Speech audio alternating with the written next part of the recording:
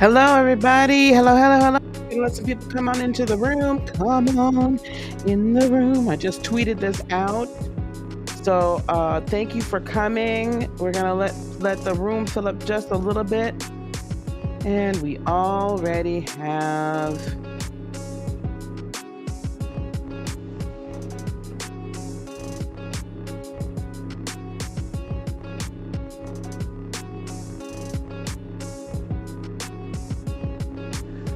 like literally, we just could not go a moment without having the porn bots. All right, here we go. I'm gonna play my intro and then we are gonna get started.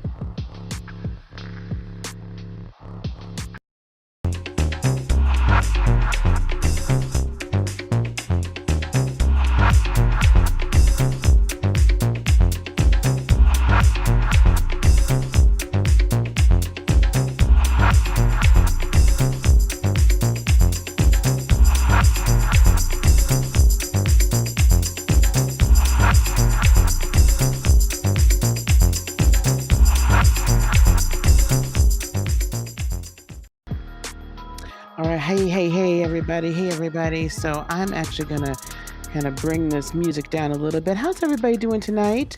Thank you so much for coming. Hopefully I want these notifications to go out. So I'm gonna introduce what's happening.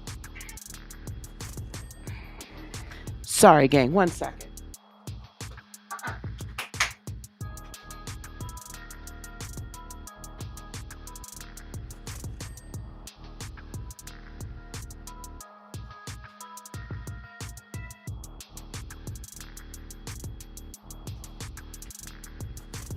We literally had a cat fight. So when I say cat fight, I mean literally my kitties were just fighting. and unplugged the camera.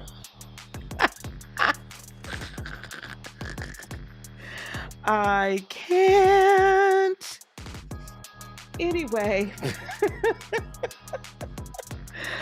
Oh my goodness. Hello, Anna. Hello, Oliver. Hello, Desiree. Hello, Crazy Blonde. How you doing? And Chanel and Melba. And hello, Christina. How are you guys? How are you? Let people know that we are here. We are here.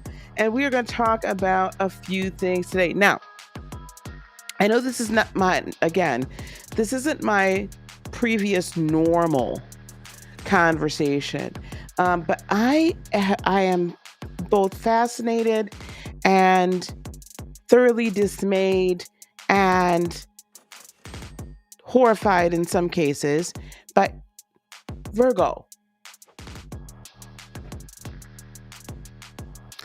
I don't know why Virgo is down here meddling tonight. So if we go dead again, if this goes wonky again and now I'm crooked, it's because we're having cat fights. So, you never know what's going to happen on my show. So anywho's never.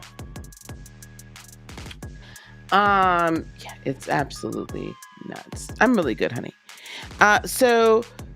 But some of these situations that are happening in pop culture, so to speak, or just in general 3D life, I want to talk about them because I feel like they are examples that we can use in our own personal lives. And sometimes I think we feel like, like it or not, however you feel about, Britney Spears, or however you feel about Jamie Lynn, or however you feel about, whomever we end up talking about. There's interesting things, there's interesting aspects to all of this that even as spiritual people, spiritual healers and whatnot, we can look at it and be like, dang, this and this and this, right? We can find some of these things in our own life. as well as I think for any of you who are remotely interested in becoming a spiritual healer or already spiritual healers, we need to be able to relate to everybody. And I can find some level of spirituality or some application thereof in just about all aspects of life. Okay. So I think it's important for us to have these discussions. Now, I've been following the Britney Spears case. I've been following the conservatorship case. I knew a little bit about it before, but, of course, in the last couple of years, and definitely in the last 6 months to a year, almost a year, probably 8 months now, I think all of us have, unless you're under a rock or just really don't pay any attention at all, you've really not been seeing anything or don't know anything. So let me, so here we go. So we have Britney Spears here. Okay. Y'all know Britney Spears. For those of you that don't know, she has been in a conservatorship since 2008. Officially, the conservatorship was quasi-ended late 2021. Yes.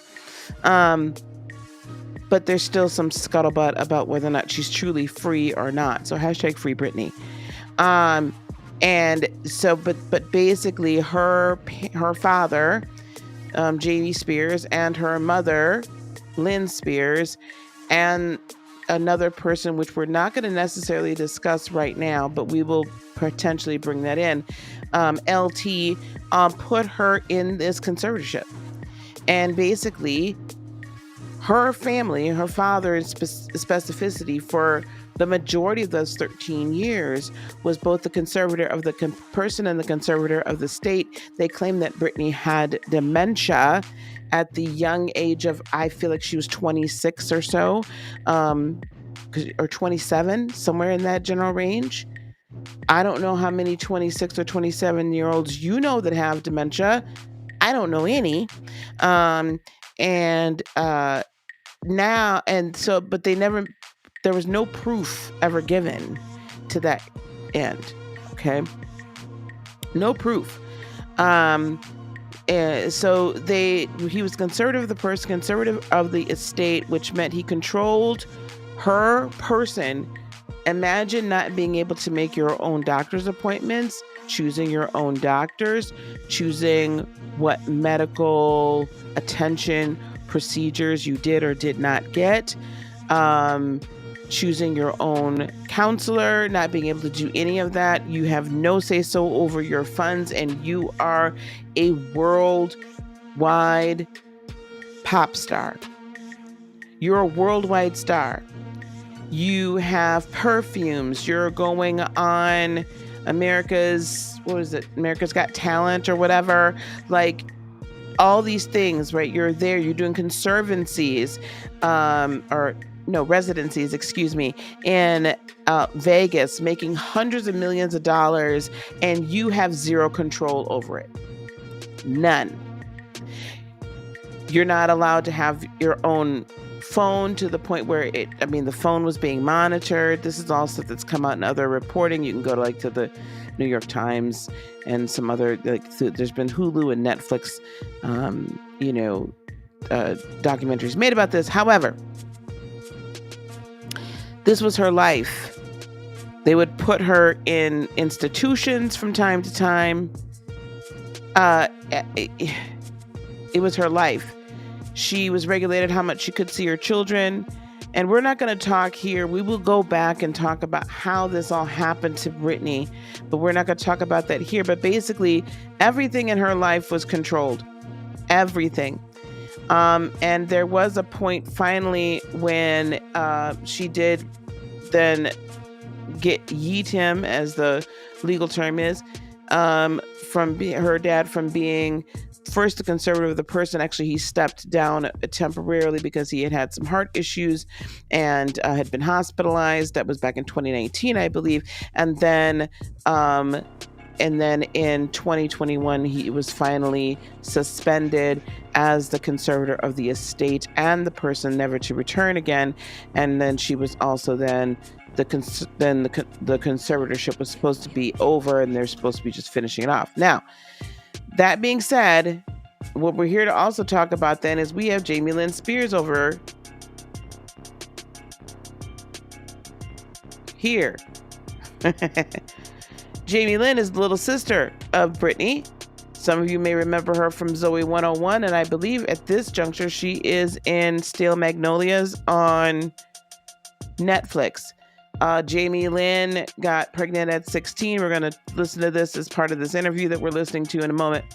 And she's written a book, a tell-all book. Only this tell-all book thing, and she says things she should have said, or things I could have said, or something she should have done.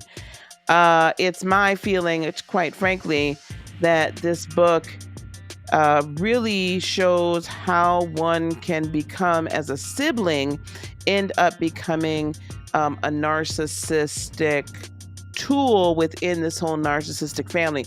So I call this the curious case of the family of narcissists. Because as we're going to unpack a lot of this family, we're going to talk about this. This to me, and I'm listening to this interview, and this interview was done, as I stated in the description boxes, this was done on the Call Her Daddy podcast, and I believe her name is Alex Osborne, I think is her. Not Osborne. God dang it. Alex somebody is the podcast host. I put a link to the entire interview, part 1, in the descriptions on all platforms. But I was very interested in listening to this interview, and we're going to play it, and I'll be stopping and starting and giving some commentary on it. And then I have the entire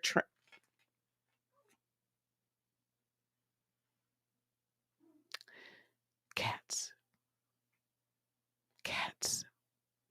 I have the entire, I did pull a transcript. Guys, bear with me 1 second. Let me turn this music back on. Bear with me 1 second.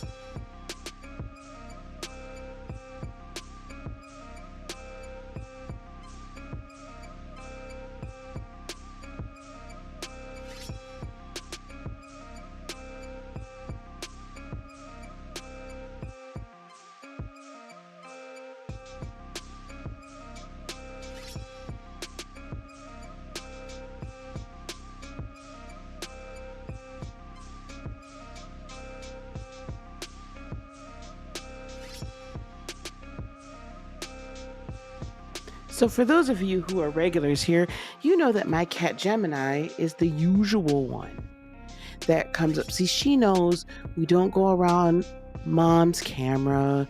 We don't go around the wires. We just come up here, make our appearance, and then we get down. Virgo, however, her sister Virgo, is down in studio tonight. That's not normal for her, and I think we've got some residual full moon energy going, because she's going batshit crazy down here, all around my camera, just she is so. Now Gemini has now moved over to her stool, because I have 2 stools for them to perch on while they're in here. Only Virgo has decided, nah, I'm just going to terrorize mom while she's live tonight. Let's just do that. That sounds like a good idea. Any Husenheimer. So, that's what we got going on. Anyway, where was I? So I did go on and print out the entire transcript. It's an hour long. This is part 1. I'm probably going to make some statements here that some of you all may or may not agree with, and you might be surprised. But this interview really gave me a very good insight into how Jamie Lynn got to Jamie Lynn today. how she got to JAIMIE Lynn today. All right, I'm going to kick both of you out.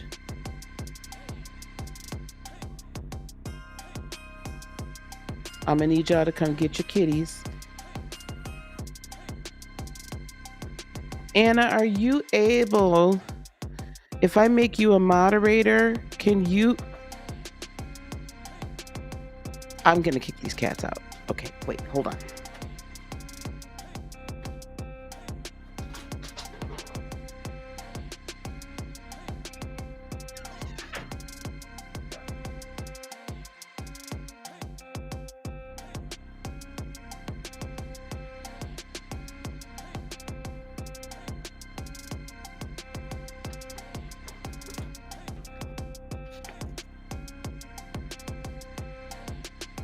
Okay, so the bad one got locked out. If I make you a moderator, my dear. God dang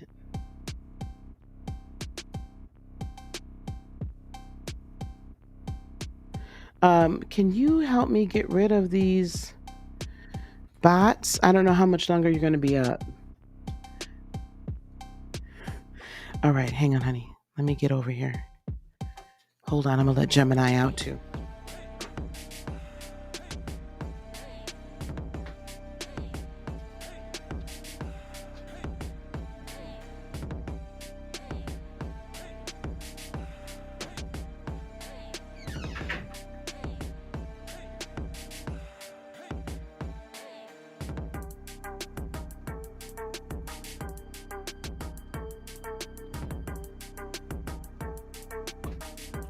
Oh, yeah.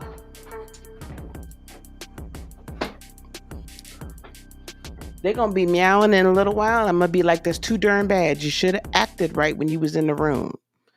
Child bad. Okay, here we go. All right, so what I'm going to do here is we're going to actually play this. We're going to be starting and stopping. I uploaded the video also to, let me make sure this works. Share audio, perfect. All right, here we go. All right, so this is from Call Her Daddy. It's Alex. It's not Osborne. Oh gosh, who was the other one? Anyway, you can find it on Spotify. I went ahead and put the link down below. So here we go. Let me know if you guys can hear this.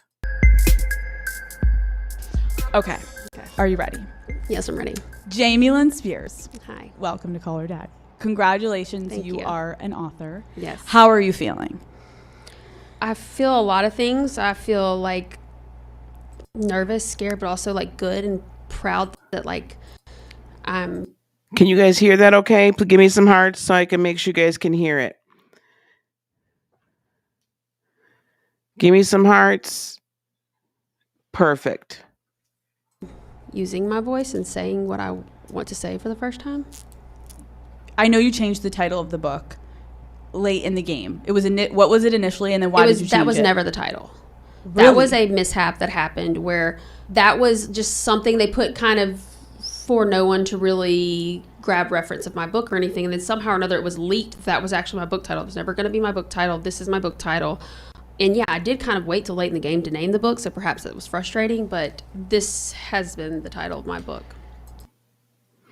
So, I want you guys to tell me what you think about that. Just automatically, right now, because I strongly feel like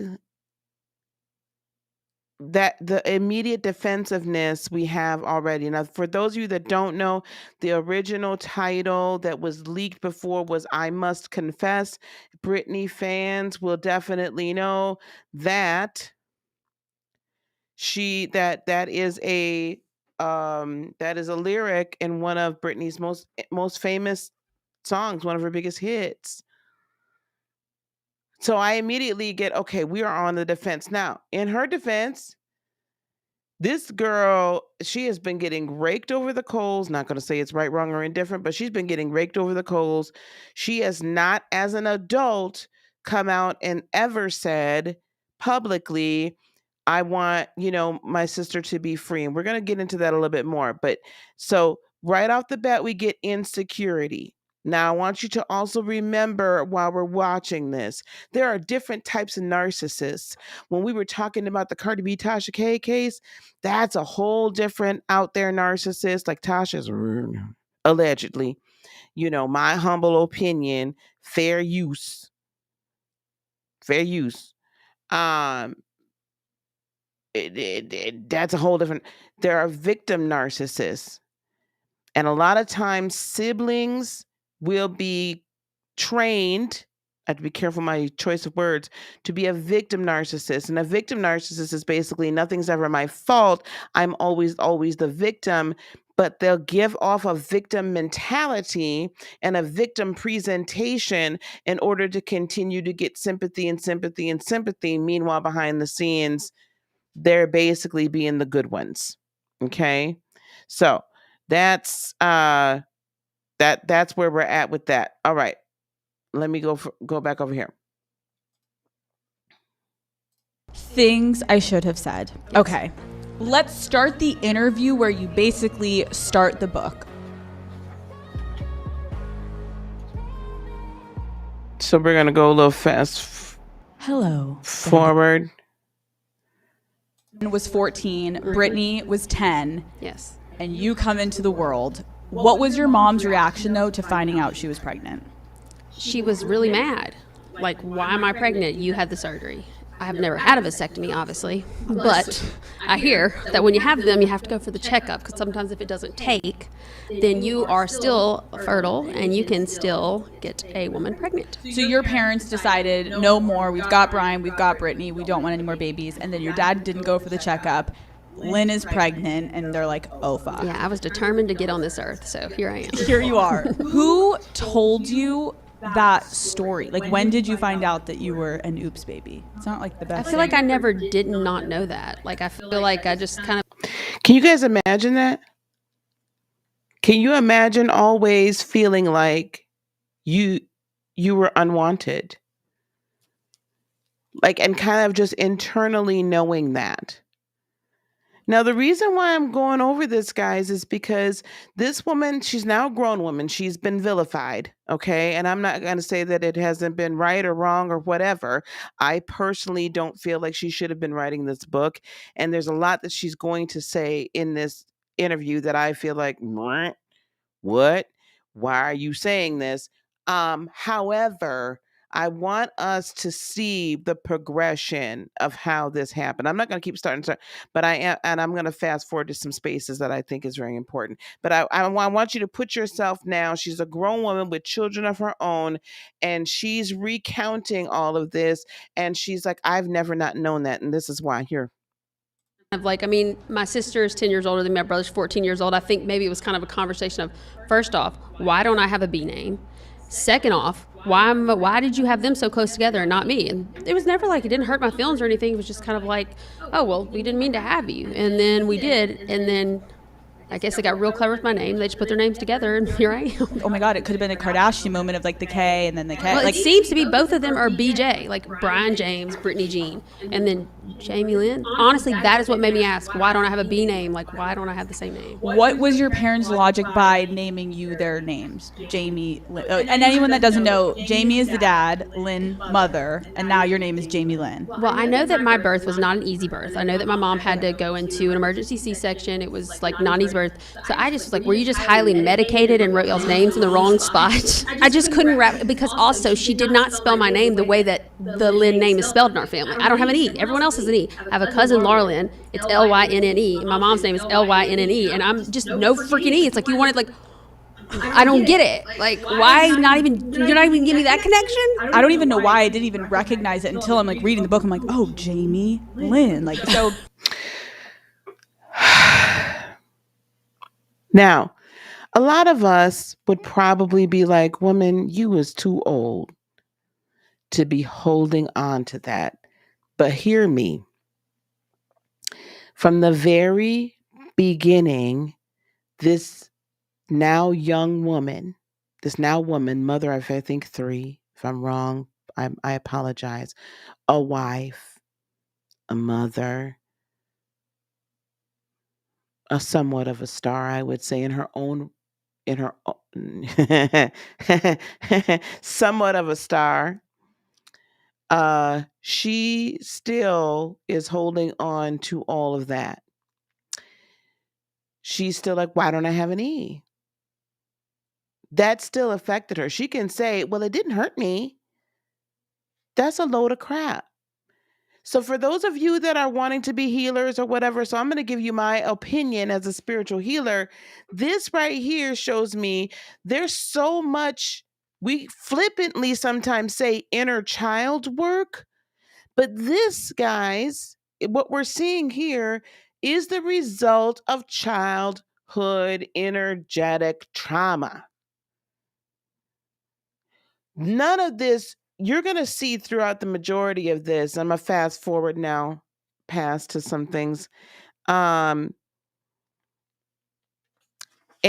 you're going to see that she has internalized and held on to so much. And this was such a highly dysfunctional yet profitable family. And I say profitable on the back of her elder sister, that dysfunction doesn't even begin to describe what was going on here. So she almost at this point doesn't have a choice. I mean, she has a choice, but as we say, there's a saying, well, she didn't steal that. She didn't steal all of this, that what you see on this screen. She didn't steal this. I'm going to fast forward to a little bit where we're talking about her father's alcoholism. People being so great, like, why are you doing this to yourself? Like, I knew that innately at a young age. What do you remember about being around your dad when he was drunk? Well, again, because I did have that insulation of a sister who's 10 years older and a brother who's 14 years older, I do think they kept me insulated from like a lot of whatever really happened. I think it was probably, their experience was probably different. There's 14, 10 years. I wasn't on earth if they lived with the same set of parents. I'll never know what that was like or what their experience was. I will say that Dad was not like in the house every day by the time that I can recall. And then we were traveling a lot for Britney stuff, and my dad did work off. So I could always justify it as like, maybe that's what he's doing and that's where he is, or maybe not, you know. So I think I kind of always lived my life justifying it to myself, but also feeling safe because I had that insulation a little bit, I guess.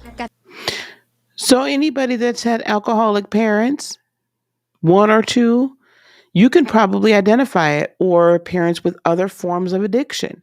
You can probably identify with her. Now, I don't want to get crucified here because I'm like, well, why are you, why are you supporting Jamie Lynn? Listen, I'm just calling it like I see it.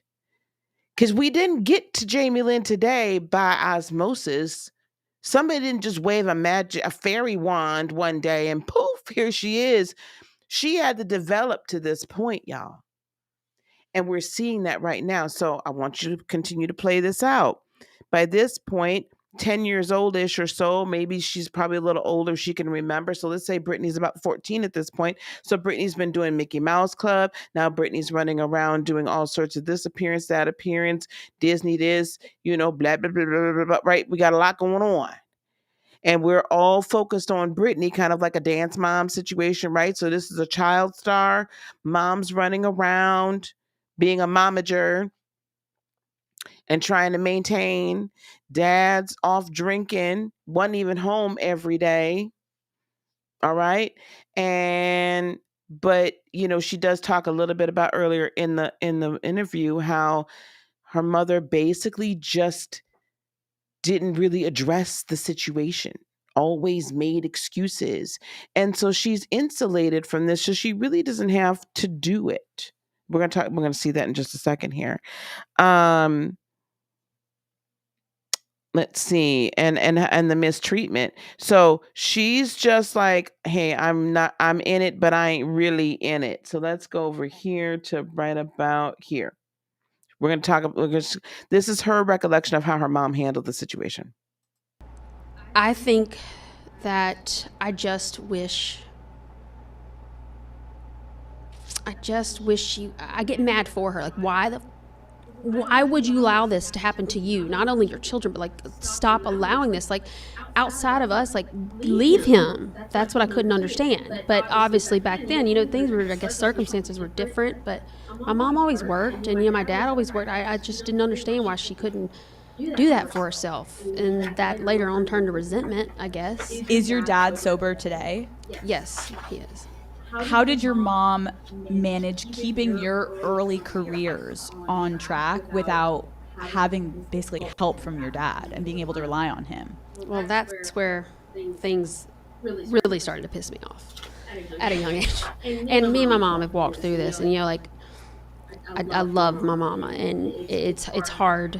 I think where I started to not understand as far as our careers go is this man you've told me time and time again, like, and that I hated knowing too much about, like, as I got older, about their dynamic and their relationship.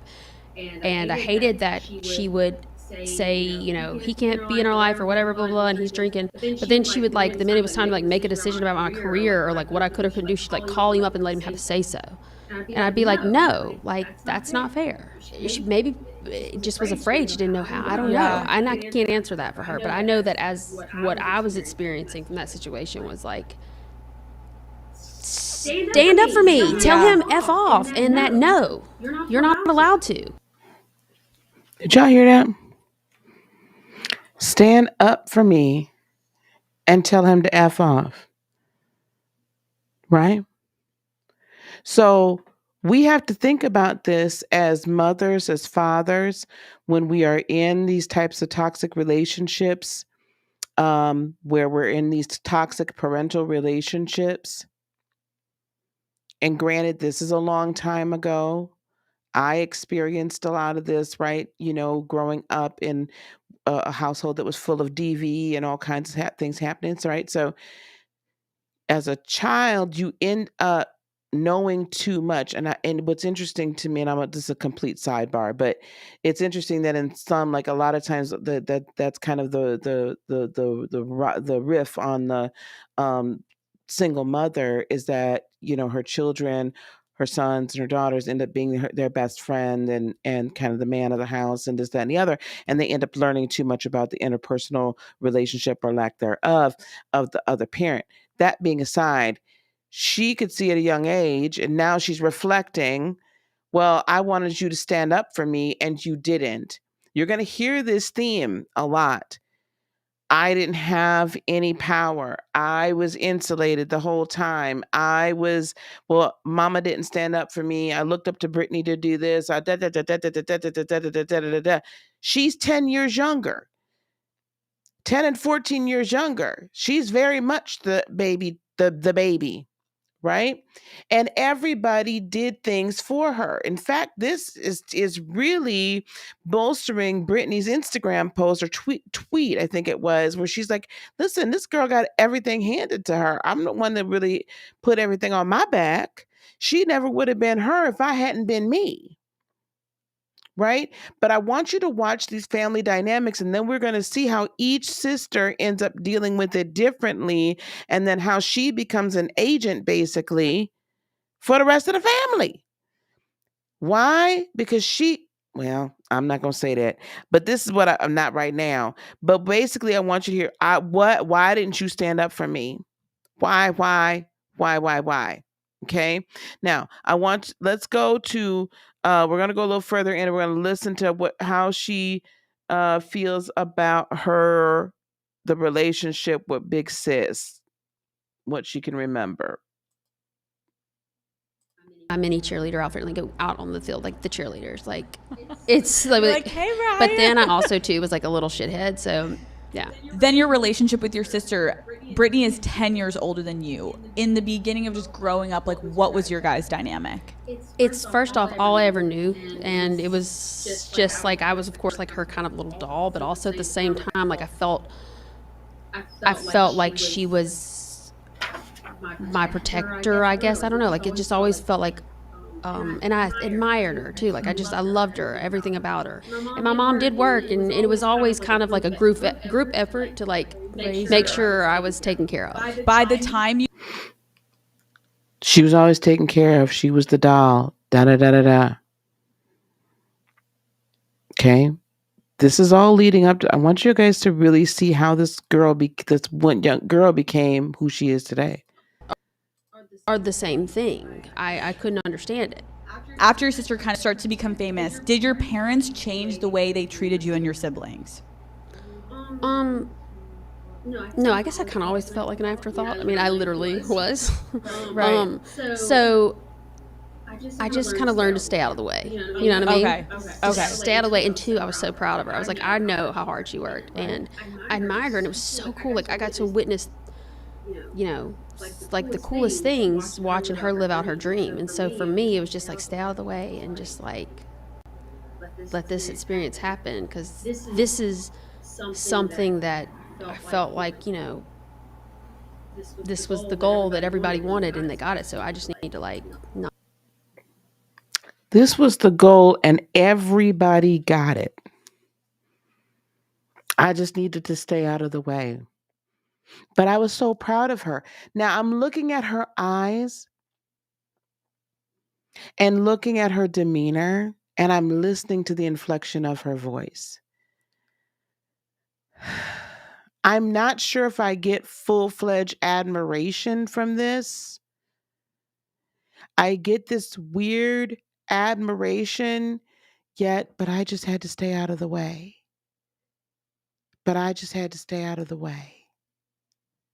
Right? This was everybody else's goal. Everybody's goal. I was an afterthought. Can you imagine growing up and feeling like you're an afterthought? Can you right? That you were an afterthought. You're an oops baby. You ain't named like the rest of them. All of that, right? Um, Again, I am not co-signing nor condoning anything that she's doing now. And when we watch part 2 tomorrow night, I know she already done tuned her mouth up to say a whole bunch of lies, and we'll have some receipts to talk about that. And I'm going to try to get another YouTuber, that surprise witness, on as well, so we can kind of talk about these lies, because she's done a lot for this. But this is how we got here. We are literally listening to how a narcissist is created, allegedly. I am not a social worker or a psychiatrist or a psychologist, so I cannot diagnose her with a personality disorder. But this is how we're seeing these narcissistic tendencies, in my humble opinion, and in my opinion, as having dealt with a lot of empaths and narcissists in the capacity of being a spiritual healer. So when you guys are hearing, maybe perhaps some of your clients talk like this or what have you, this is how the empath then becomes a narcissist. Okay? This is how the empath becomes a narcissist. All right, we're going to go on. This I found very interesting. We start talking about, as you all may or may not know, some of you might be old enough and you were outside, so to speak, at this point. Britney did date Justin Timberlake. Remember, they were both on the Mickey Mouse Club. Listen to how she describes this whole thing about her with regard to JAIMIE Lynn's early relationships. Now, this is supposed to be JAIMIE Lynn's early relationships, so I want you to hear this. Strange. With regard to your early relationships, you write in the book one of the first healthy male father figures in your life was Justin Timberlake. Why was he so impactful in your life? And maybe I have some weird perception of it, but that was a really maybe good time in perhaps like all of our lives. So perhaps he was in that. So I remember him fondly because that was like probably like one of the best times in my whole family's life. Things were good and we were experiencing the good side of things. But I just remember he was pretty like thoughtful. Like, I loved acting and stuff like that. And he, like, I remember for Christmas, like, got really thoughtful gifts. And I don't know, I just felt like he was funny. He was really funny. And two, you have to remember, like, grew up around the Mickey Mouse Club, those kind of, Yeah. and so like I loved all those people because I felt like, I don't know, I just felt like insulated by them. Like, funny story. So I went and visited my sister when she did the Ellen show, probably, I don't know, Ivy had been born, so maybe it was 2-3 years ago. She was on the Ellen show. Ryan Gosling happened to be there the same day as her. They both were on the Mickey Mouse Club together. So they're like, you want to go see Ryan or whatever? And I was like, yeah. So we go in there and he's like, I always remember this story about he goes, I think about it now raising my kids. He said, your mom and your sister, when you get to being bad, they'd always tell you, the witch is going to get you. And that was the way they'd get me to do things. It'd be like, the witch is going to, he goes, think about telling my children that sometimes. And he was great, Ryan. I wanted to be like, okay, yeah, like whatever you want to say, Ryan. Like, it's a totally different dynamic if you like want to hang out now. Did y'all hear that? Now, first of all, Justin Timberlake, Britney's boyfriend, is her first male father, true, like positive father figure in her life at this young age, whenever she was, when they were dating. She was a teenager at that point. They were both teenagers, I think. Maybe we'll figure that out. So she's looking at Britney as the mother. And now Britney's boyfriend is her first father figure. If this isn't an effed up family dynamic, I don't know what is. This is effed up, guys. Mom is not being mom. Dad definitely ain't being dad because of addictions and this and that and all of this massive dysfunction. And of course, this is a good, and I'm not deriding anybody that's Christian, so please don't take it this way. But this is a good Christian family, right? We don't get divorced. So we just in it to win it, and we're going to cover up because, and is it 1 Corinthians, right? 13, love covers a multitude of sins. So the wife has to be the covering for the husband at times, and the husband is the covering for the wife. The husband is perfected, or his salvation is found through his wife or in his wife. Really? But this is how we listen. I was taught the same thing, so I can't. I get it. But I want you to hear this weird dynamic, and I want you to put yourself in the place of a child that's probably at the most 10, not even 10 at this point, 8 or 9. How would that start to warp your sense of reality and what love really is? Her whole life is basically the only safe place is in make-believe, right? That's her safe place over there. And mommy Britney and daddy Justin and other daddy Brian, her brother, and all these other people, this was her safe place. So, but they all had their own lives.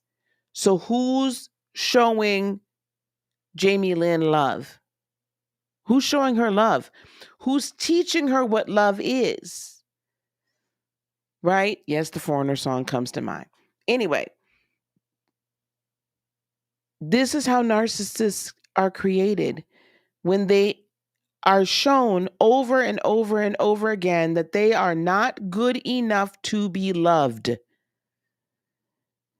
And they try to find any way to perform for others an outward shell because I'm the oops baby, I'm the afterthought, I'm not the star, I just got to stay out of the way, but I still want love. You see what I'm saying? Now, I understand that some people are going to say that, there's certain things that, yeah. So this is the thing, right? Now we're going to fast forward to how the breakup affected her. Me and Justin's breakup affect you? I was so sad. I was so sad. I was so sad. I don't really know why I was so sad, but I was, because like I think everybody thought it was forever. Yeah. But I was so sad first off because my sister was so sad. Yeah. But that also too was the first time that I saw maybe I didn't know everything about the relationship, because perhaps she and, they were protecting me, and obviously why would they talk to me about anything? Right. Like it was really sad though, seeing my sister be so heartbroken, and also being like, it's hard because like I also still want y'all to be together, but she's obviously heartbroken. Why did they break up? I truly do not know, but I just think about it I think it's just like, okay, imagine you're in high school, except you've got all the money and fame in the world. I can't imagine. Okay. Nope. Would you be criminalized for, like, could you imagine, like, if, like, you whatever, like, if you talk to another girl, text another girl, could you imagine if, like, you were, like, criminalized for that whole thing? Like, how dare you? It's like, well, no, first off, I'm, like, young. Okay.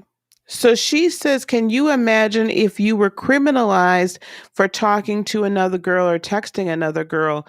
She's not talking about Britney's sadness. This is when we start to see the flip in her and how her brain starts to get rewired. She's not talking about Britney being sad. It wasn't Britney that was texting some other female and that's why they broke up. It was allegedly, it was Justin that was, stepping out and doing whatever. I mean, they're kids, okay, but not that that's an excuse. But she immediately goes to the defense of Justin. Oh, you get criminalized for doing that. Can you imagine? Maybe I didn't know everything about their relationship. Maybe they were just keeping it from me. You're a kid. Why should you get to know everything about this your sister's relationship anyway? But they had put her in these places. They had already started putting her in these positions of, you're supposed to know everything. We're sharing everything with you. And this, I'm going to say it again, I'm not villainizing or vilifying or trying to make anybody feel guilty.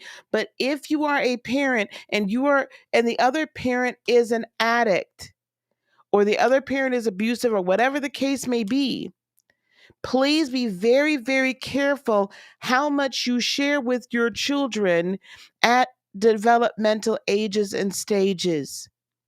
Yes, they will pick up on this energy, and yes, they know something's wrong, but you have to be very careful how that's presented, because otherwise you're going to that child is then going to grow up and be put in a real funky position in the grand scheme, in the pecking order of the family. We already see what's happening here. We already see that Britney's the breadwinner. Everybody's focused on Britney. Britney's got to be kept happy. Britney's the one bringing in the money. Dad's not around except for when there needed to be decisions made. And because Lynn is stuck in this crazy warped concept of, oh, I'm going to really get in trouble for this one, but here we go. I'm going to go head on with it.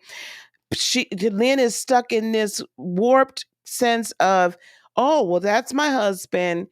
He's the leader. He's the head of the household. And I am not saying that men shouldn't have their place. So I don't want a bunch of men or a bunch of women writing me saying all this crazy. I don't want to hear it. I don't want to hear it. What I'm saying is, in this case, this man is not there. And when he is there, he's not contributing a damn thing to anything. And she had been conditioned to believe she was completely incapable of making any decision on her own. And I would venture to say that almost still applies to this woman today, even though they're divorced. She believed in her heart of hearts she couldn't make any business decision on her own, even though this man's running around drinking up all the money, don't come home for 2, 3, 4 days. When he does, he's drunk. He ain't, he's verbally, from what I understand, I have not heard that he was physically abusive, but at the very least, verbally abusive, highly controlling, and extremely a narcissist, allegedly, in my humble opinion. So, but you still doing this. So there's this funky, weird dynamic going on. And what is, because this young girl did not have daddy and she was already feeling unwanted, her immediate response, because this is her response towards her mother, right, wrong, or indifferent, why the hell why aren't you protecting me? Her response to Britney, surrogate mama, Britney didn't ask to be in that position, but this is the family dynamic, is I'm going to come to the aid and defense of daddy. I'm going to defend him first. There's a whole lot going on. There's a whole lot going on. Okay, let's go forward. She was 11 when we go forward. She was 11 when she began her acting career on the cast of All That. I think it was that. Also at 11 now this is where she writes this in her book now as an adult. So remember I said she's an agent for the family, because y'all got to remember now with this conservatorship. And if y'all want to go to, there's a few YouTube channels that talk about this very well. One of the best ones is That Surprise Witness, BJ. Shout out to BJ, That Surprise Witness. If you happen to see this, don't know if you will, BJ. But at any rate, she breaks this whole conservatorship down. She's been a part of the Free Britney movement. So, check her channel out for sure. I really enjoy her take on it. The team con or team conservatorship is all about making sure that Britney's money is controlled. Because an out of control Britney is not supporting, out of control to them is not supporting them. So now that this conservatorship is being just about ended, and now, okay, that the gravy train has pulled into the station and all y'all done got kicked the bleep off. And now that she has her own representation that's not state sponsored to keep her in this conservatorship, that's a whole conspiracy or alleged conspiracy. We'll talk about it another time. But now she's saying, I want my whole family locked up. I wish my whole family would get locked up. That includes Sister Girl over here on this here screen. That includes her. So now she's got to start laying down this groundwork, and she's got to keep the spin going. The smear campaign is not as easy to ramp up, but so she's the next batter up, because ain't nobody going to believe Daddy Spears at this point. Mama Spears done wrote her book Through the Storm. Child, you should have been out that storm a long time ago. I ain't got no sympathy for her either. So now she's the next one up on The Price is Right. So now she got to write this book. So I'm gonna fast forward this a little bit further. I know I'm going through this real tedious, guys. Thank you for hanging with me. Thank you for liking, subscribing, and sharing this video. I really do appreciate this, and thank you for hanging with me. Hopefully, we get some views on this tomorrow as well.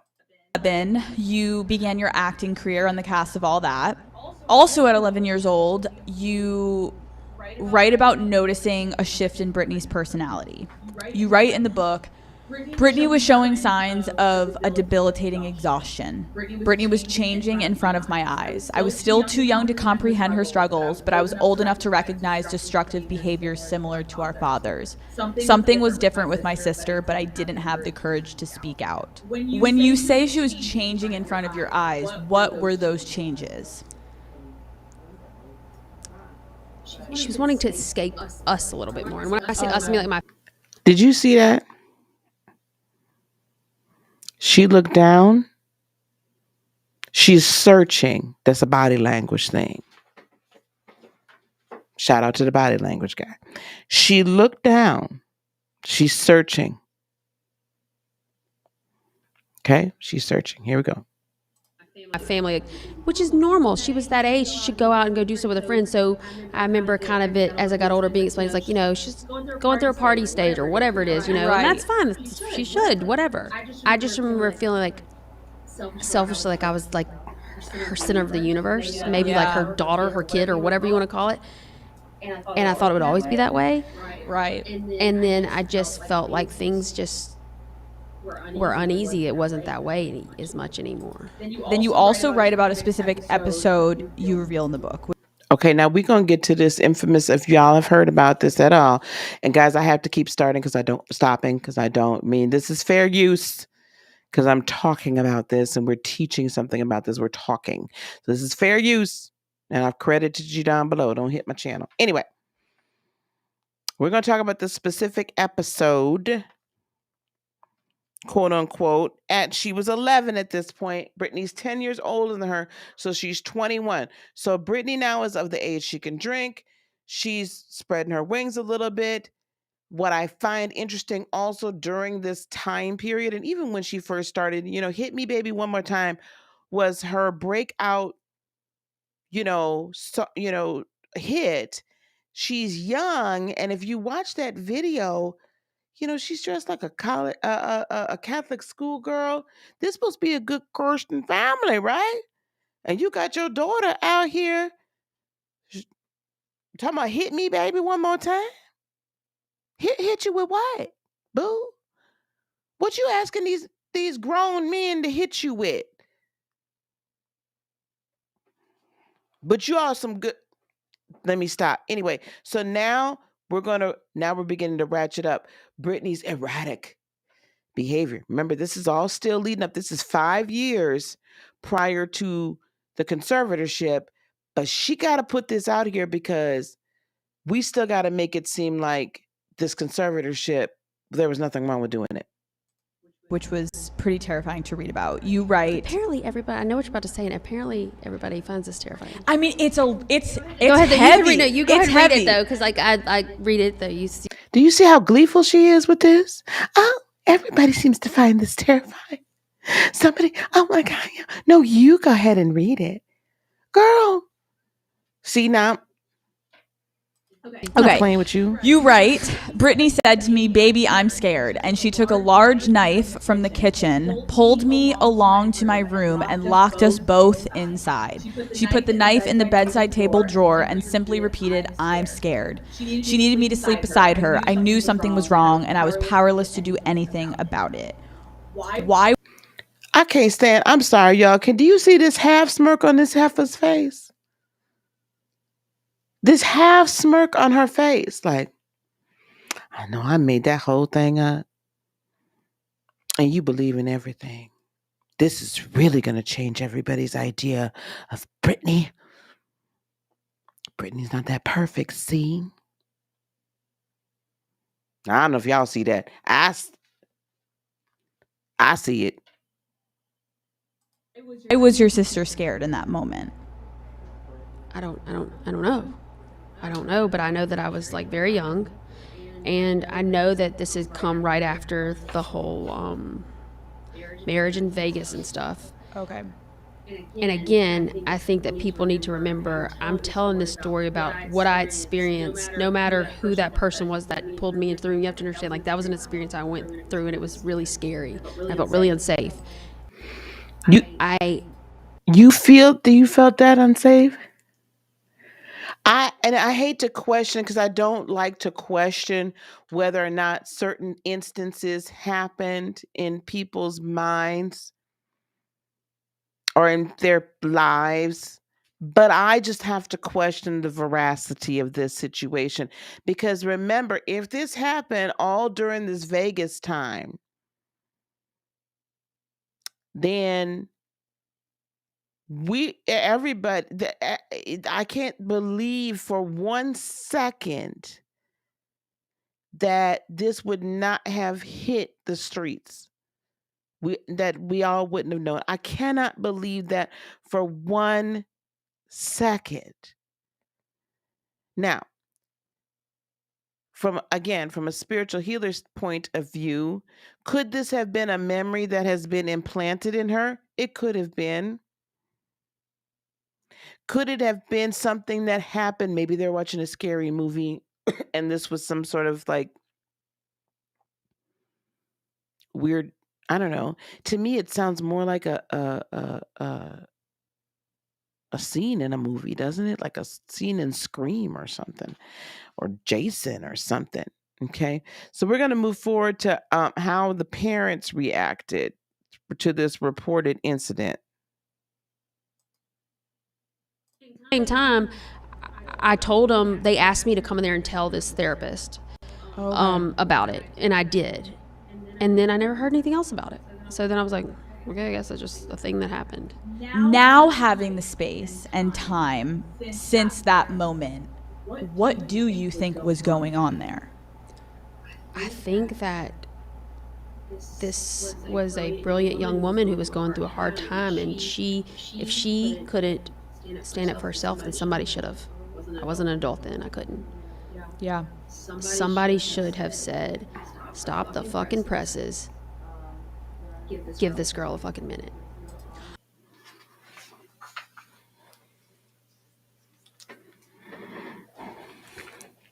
I don't know. I don't know. Let's see. She does talk about, I don't want to just gloss over this. She talks about another scary moment when I guess she was having some sort of argument with her mama, and her mama snapped. This ain't funny. Stop. Don't laugh. Her mama snapped and she started hitting me with a large beaded purse that had a camera inside. She repeatedly swung the bag and landed several blows on my shoulders before she stopped. I ran into the shopping center next door to where we lived. I used a payphone to call my brother, said Brian, mom was going crazy. And then the interviewer says, you stopped the story there. What did Brian say to you? She said, well, what did Brian say when you told him that your mom was beating you? Well, again, I didn't really look at it like that. Like, I will say I was I wasn't, I was particularly a-hole to my mother a lot. And I do regret a lot of things that I probably could have been better to her. And so then the host asked her, did anybody know? Basically, she says, regardless of if you're being a butthole, like, you shouldn't have been, hit like that. Listen, Lynn, above all else, was a Southern Louisiana mother. And I'm just going to leave that there. We know she wasn't finna play that role. But she does say that she was being this way to her mother because she just wanted her to stand up for her or stand up for herself. And the reason why I keep stressing this, stand up for her, stand up for herself, I want her to stand up for me. I want her to stand up for myself, for me. I want her to stand up for me, because later on in this interview, she's going to talk about the fact that she thought it was weird that Britney was like, mama, I'll buy you a house. You just have to divorce daddy.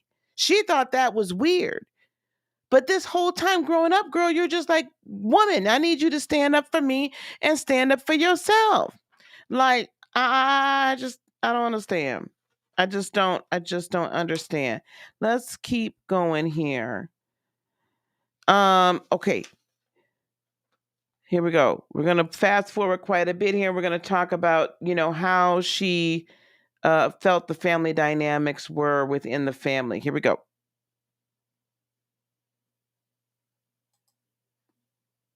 Felt so hard to just exist for everyone else's pleasure. So much of you has to be like, don't say that. Keep the brand in mind. Like, don't do this. Don't, like, you can't even be. And your it full wasn't self. even like really my brand. Yeah. It was like I was a prop to a lot of things, but at the same time, I was never allowed to control my own narrative or have my own voice, and unless it was like in line with everything. And now, child, did y'all see a tear? I didn't see no water. Did y'all see any water there? I couldn't say anything. I was like a prop. Girl, you was not. A prop.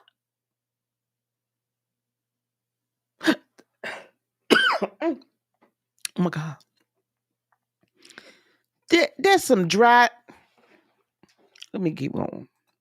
I was never allowed to do anything or say anything that would possibly put my sister in a bad light. And honestly, I love my sister. I'm her biggest fan, but guess what?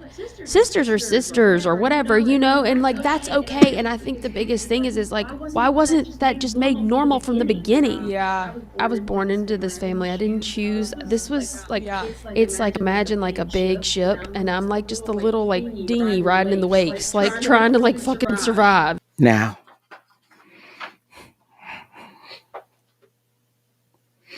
later on, she says, I couldn't be responsible for everything that happened around her. So this is supposed to be a book about JAIMIE Lynn, yet everything is surrounding Britney.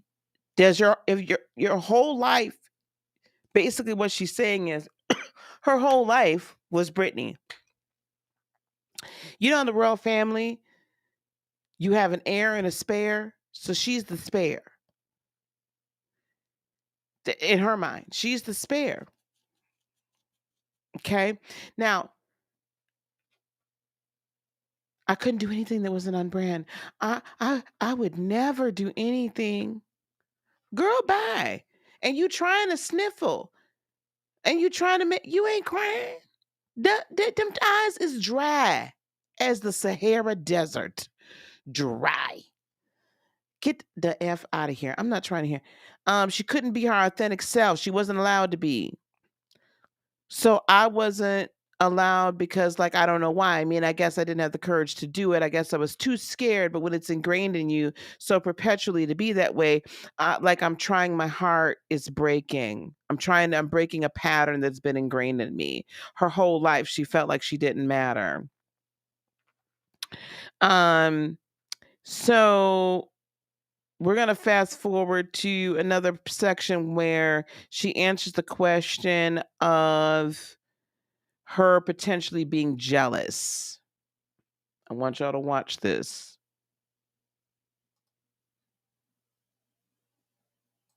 It's not an easy seat you're sitting in right now. Jealous. I'm like, nothing. Her hard work, nothing was nothing but an inspiration to me. Like, Yeah.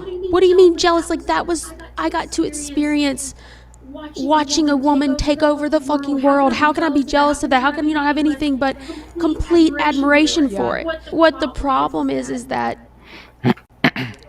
now, just because I'm her sister, I'm somehow or another being looped into something that I worked really hard as I got older to create my own life. Really? Maybe you did. But I'm going to have to call BS on this one. Now, y'all can go check my receipts if you wish to. However, your own Zoe 101, you got your sister came and made plenty of cameos on that little Disney show. You were famous because you were Britney's younger sister, and you were primed and ready to actually step into those shoes. And what happens? You come up 16 and pregnant before the show even started. You self-sabotage, sis. And now fast forward to when she's in this conservatorship, nobody was checking for you. Nobody's checking for your country music. You certainly weren't getting Zoe 101 residuals anymore. Wasn't nobody checking for the show. Wasn't nobody checking for you, sis.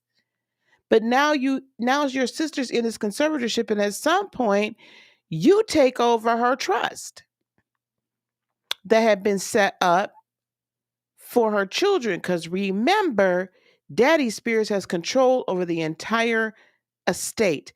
At some point, you begin to go and spend time in this Destin, Florida condo, and basically claim it as yours, and then want to try to say, I never did that. Girl, bye. All over Instagram, I'd so love to go to Destin, Florida, and for holidays and weekends and entertain in your sister's condo. Not yours. You didn't buy that. That wasn't your money. That poor child bought the darn condo and never got to go. You're watching another woman taking over the world. How could you be jealous of that? Very easily. Because her facial expressions they don't jive with what the words and the energy that's coming out of her mouth. Now, here we go. We're going to get to the good part here now this is the part where she starts talking about everything else here with Britney. It really did. Stuff. Like, outside world, your sister was the biggest pop star in the world. Your acting career is taking off. Meanwhile, your mom was struggling to manage both of your careers. Your dad is in and out of your life. And at one point, your sister offered to buy your mom a house in order to get your mom away from your dad. Yeah. How did that plan backfire? I was really confused by that. Can I just say, too, this woman here that is this host, I'm floored, because this whole Call Her Daddy podcast is supposed to be about female empowerment and female sexual freedom and all that kind of stuff. It's supposed to be about all that stuff. This here, she's low-key throwing Brit under the bus too. Low-key throwing Brit under the bus. Like, can you not understand? Mama's been in this abusive relationship all y'all's lives. You're Britney, bitch. You got the money to save mama. You tell your mother, listen, ditch him. I don't give a darn if he's my daddy. Ditch him, get a divorce, get free. This is what I want for you. I want you to finally live a free life. I'll buy you a house. And then here we go, how it is backfired. And listen to what this little heifer saying. Now looking back, like, what a weird fucking thing to do. And can you explain when you say what a weird thing to do? Like, what are you talking Like, about? I don't know why. Like, it seems like a weird thing to be like, I'll give you a house if you divorce dad. And why would your kid be able to tell you that? Already these dynamics are messed up. And that was where I think, too, my dynamics were kind of effed up because, like, my sister's paying bills, but I was a kid. I didn't have a choice where I put my head or where I slept at. Like, what am I going to do? Like, tell mom I'm not sleeping here? Well, then guess what? You're sleeping on the street? Like, what do you mean? You know, like, I had no choice over that. But it was confusing to me. I was like, wait, so they're getting a divorce because my sister said she's going to be. Like, can you imagine, like, the mess going on in my head? You're like, so Britney said she'll buy you a house if you get divorced. So you're taking the house, you're getting the divorce. But then they get the divorce, and you said they might as well not even got divorced because nothing's showing up at the house that she bought to avoid the dad. Like, it was like, me and my mom still argue about this. Like, dad was there the first night we stayed in the house. I'm like, I'm telling you he was. And mama says, no, he wasn't. I said, yes, he was. So I'm like, so is Brittany gonna be mad because dad's here? Like, do you see what I'm saying? Like, so then I'm like, who am I supposed to, what am I supposed to? But I just remember, like, feeling like, what is up and what is down? It's a very weird financial dynamic when Yes. Let me let her say it. a child starts to be the breadwinner. I will. Yes. Now, remember that, because this does feed into the conservatorship later. Britney has always been the primary breadwinner in this Spears family corporation. She's been the brand. She's been the breadwinner. She's been the cash cow. This is what Britney has always been. And probably to a great degree, well, not now anymore, hopefully. Not always. They thought always will be, because they were never anticipating that young woman getting out of her conservatorship. They thought they were going to be able to control her and her money till the day she died.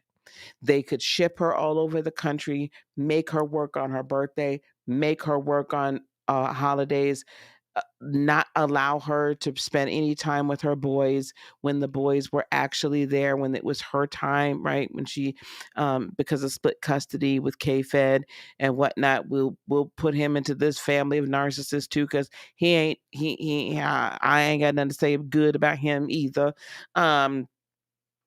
So this is the situation that it's in. So now I want you to understand this. Now, by now, Brittany's gotten married. By the time she starts Zoe 101, Brittany's gotten married, and her star, Jamie Lynn's, is starting to rise. Okay? So there comes a point now, of course, because Britney is now 21, they have no real control. Like, Britney could fire them as her management or do whatever she wanted to at that time. A 21-year-old girl, we might say now, I might say as a 53-year-old woman, would I tell my mother, I'll buy you a house as long as you divorce dad? No, because I have the benefit of wisdom and life now to understand that unless somebody wants to leave someone or better their life or do whatever, that all the money in the world can't save them, right? They have to make those decisions themselves. But 21-year-old Britney, and certainly, maybe she was a little older than 21 at this point, but this young lady, but then Jamie Lynn, they didn't get all that. Okay, so Britney is now an adult. So I think Zoe 101, she should have been right about 14, 15 years old, because I feel like it was the second season that she got pregnant at 16. If I'm not mistaken, I'll look to you to correct me in the chat if I am. Now, so here we at Zoe 101 time. They no longer have full control over Britney's money. Daddy for sure don't. She ain't even talking to daddy at this point. Mama doesn't, but mama's gonna she's kind of this victim narcissist too. Like, she doesn't have any way to support herself or her child. So, right? So now her next minor child is the next one up. I'm going to propose to you now, before we get further into this, I'm going to make this proposition to you that I think, allegedly, I think it's completely plausible that as we begin to talk about this pregnancy situation, that the Spears family decided that they were going to go this route of a conservatorship because this gravy train was not taken out the station, not going to go any further out of the station than what it had, because the girl got pregnant.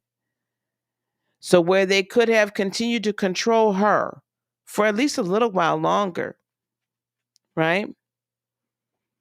No longer, once she got pregnant, could they do it. And we're going to hear the whys and why I feel that way. They couldn't control her.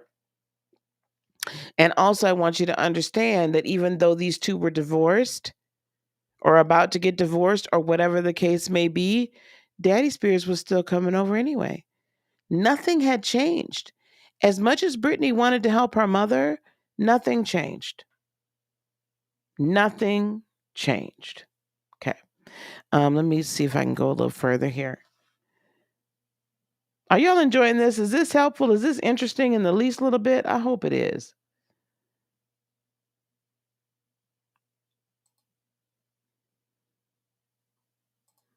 Dynamic, because I'm like, I'm paying the bills. Why do I have to listen to you?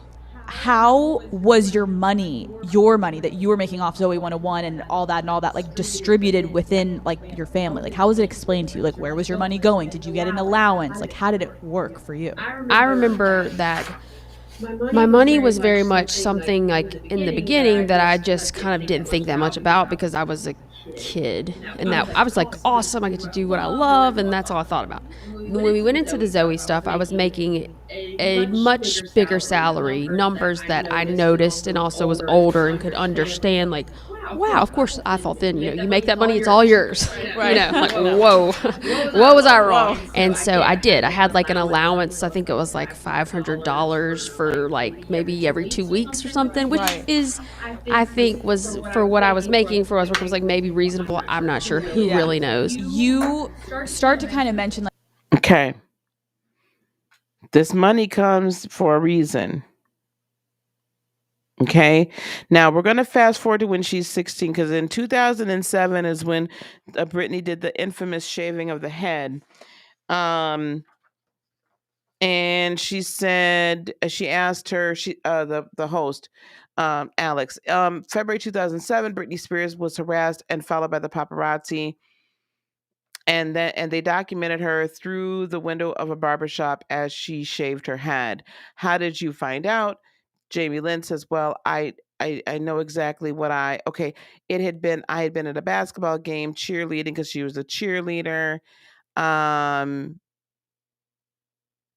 then she went to a friend's house, and somebody had basically told her about that, right? And so she had to pretend it didn't bother her.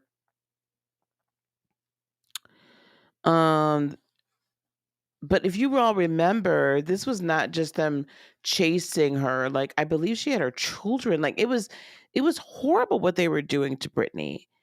And this young lady has no sympathy for it at all. In fact, here, let's look at this.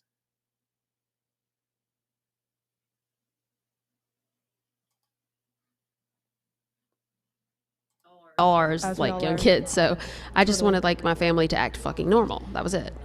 In February of 2007, Britney Spears was harassed and followed by the paparazzi, and they documented her through the window of a barbershop as she shaved her head. How did you find out? Well, I know exactly what I had been at a basketball game cheerleading, because I was a cheerleader. And we got home, and my friends, like, that's back when you like went on like the blogs, and stuff, and they were like, oh my God, Jamie Lynn, do you want to see this? And I was like, what do you mean? And I almost felt like one of my friends took enjoyment out of it, and like I didn't like that. I remember being more pissed off about that. And I was by myself. I didn't have my mom or my daddy. Like, they were there trying to help her. And so like I was by myself, and I had to pretend like it didn't bother me. So you found out because your friend pulled up a blog post, or like a picture or something. And your parents were with Britney. Like, went to I don't even remember talking to them about it. You didn't. Did y'all see a tear? Did I miss it? I don't know. I must have missed a tear. But did you see? Now this could be because she's been so conditioned over the years not to show any emotion, that she just is devoid of it, or it could be the narcissism, because narcissists tend to not show emotion. Like, they'll pretend like they're crying, or they'll do things that they think that it's something mirror response, or something that they think that this is how they has seen other people react in these ways, so they try to do it in that regard. She just doesn't show any real emotion at all. At all. Let's see. Let's go.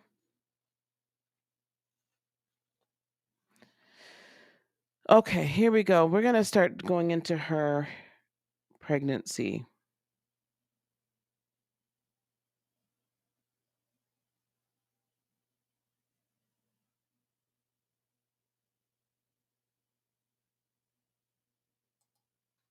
Here we go. What I went through. You're a 16-year-old kid, and you discover you're pregnant. How did you find out that you were going to become a mom?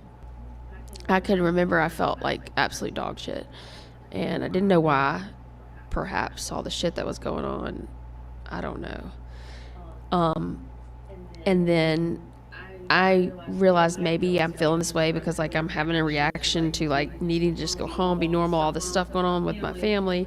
Well, my friend kind of suggested, you don't need to get me pregnant. I mean, I'd only been with this one guy, and so I was like, we'd been broken up for a little bit, and I was like, I just don't think so, you know? And sure enough, it showed up positive, and I was like, I just was, it was so unreal. How did the father of your child react to the news of your pregnancy? He just like he was partying, and he just didn't want to. He didn't have time for that, I guess. I mean, he didn't. He did. He told me that. How did he know it was his? I was like, well, first off, because like you're the only person I've been with. But you know, I guess he probably didn't believe that either. I don't know. But also he was a kid, Right. You know, So he didn't believe you. He didn't. And This is where, I mean, along the way, I'm sure you feel like I do have some sympathy and compassion for her because she certainly didn't ask for the life. She can certainly make that she has right now, although she can certainly make some changes and be a better sister. But that's hard. That's hard.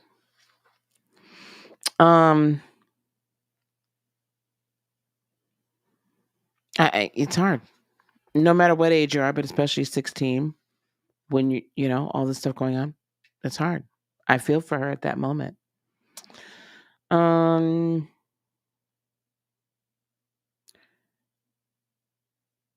So she talks then about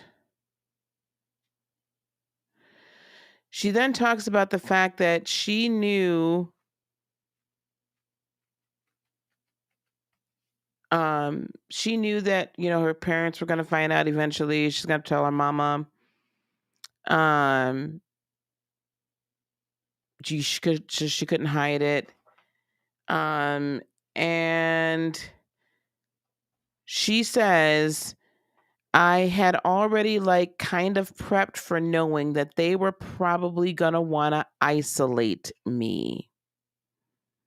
So I did. So I went to a little local Walmart and bought me some burner phones. And the other woman says, well, the host says, why did you think to do that immediately? Oh, because they're going to isolate me. Now, this I find quite interesting, that you have no sympathy for what your sister has gone through, that your family has gone through. And yet, right around the time, right before they put her in this conservatorship, you already knew they were going to isolate you. Trial run. Why did you think immediately, oh, they're going to isolate me? because they didn't want anyone to know. That was kind of the motto of our life. And I don't think that all this came from like, oh, it's just a horrible place. I think that sometimes it's like to protect, like they did not want things out there that possibly could hurt us or whatever. But at this particular time, like I knew that they were going to want to like handle the situation before they allowed me to handle it. So clearly you had seen that happen in your family. Well, like I knew that like I was like obviously like I'd been in a lot of pain with things with my, you know, I watched with my family and my sister, but I still pretended like it was okay. It was very clearly wasn't, you know? At the time, I want you all to remember this as we now move forward. She, at 16, had the wherewithal to know that they were going to isolate her, and she needed to get burner phones to make sure they didn't isolate her. Right? She just knew this because this is how the family handled things. So when she says now as a grown-ass woman, she says now, well, Britney wasn't isolated. Britney could always get out of this. I had no idea. Girl, stop lying. This is a problem. Like if this were my client, I'd be like, girl, you are not being honest with me or you. And if you want to lie to me, that's one thing, but stop lying to yourself. And where is this coming in at that you feel like still like this world that you've created around yourself to make your conscience feel better? No, we got a whole lot. I mean, first of all, we'd probably be spending 4, 5, 6 months on all this inner child work that has to be done. because she carries so much of it now in her adulthood. It's not even funny. Um and she talks about this team, right? This team all the time. This team um that was trying to make decisions for her. So I say that to say this. You knew this was the family history. And I'm going to venture to say this, since I'm going out on a limb. This is just a supposition. This is just thus saith Lisa. I think that Mommy and Daddy Spears and the team that was made up of other people in this management team that I don't know if they were called TriStar at that point, headed by a woman with the initials ALT. However, they took up, they looked at how this little girl outsmarted them. And they made sure they put some things in place so that Britney could not, because remember, Britney is not really around. She is off doing her own thing. In fact, I think we find out about this in just a little bit. Britney finds out through the tabloids that her little sister was pregnant. These fools didn't even tell her. Now, what I also find interesting, Heifer, you done got some burner phones. Why you didn't call your sister yourself? You want to still retreat back to I'm the baby, I'm the baby, I'm the baby. Why didn't you call your sister yourself? I don't care if she was over in Europe on tour. If you really felt like she was your mother and this was your ice, this was your savior.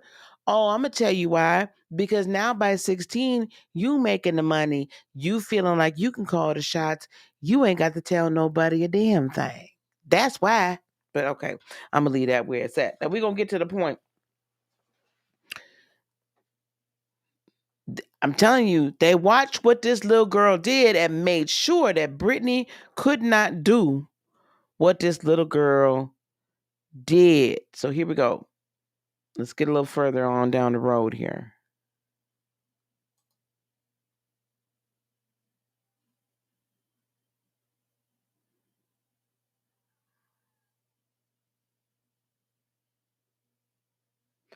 Here we go.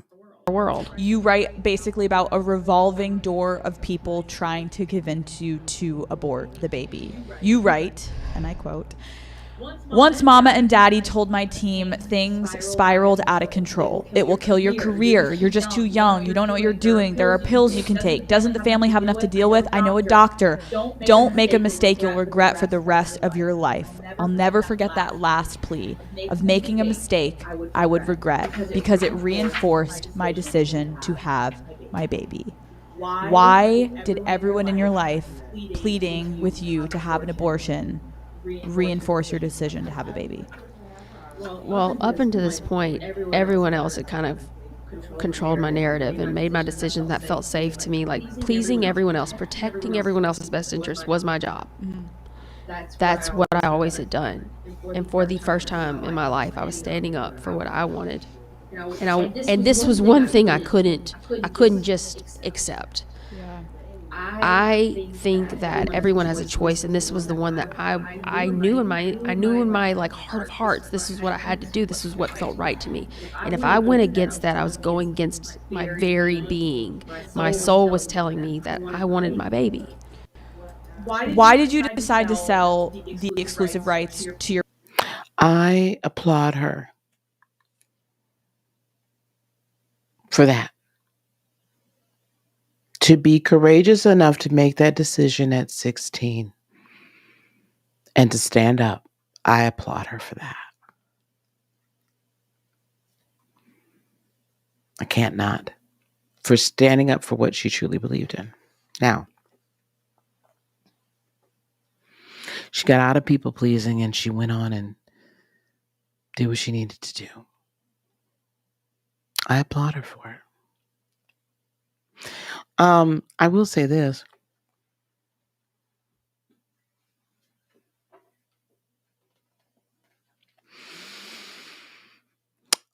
I'm gonna ride this train a little further. To purport to be such people of faith, to try to get your 16-year-old child to terminate her pregnancy.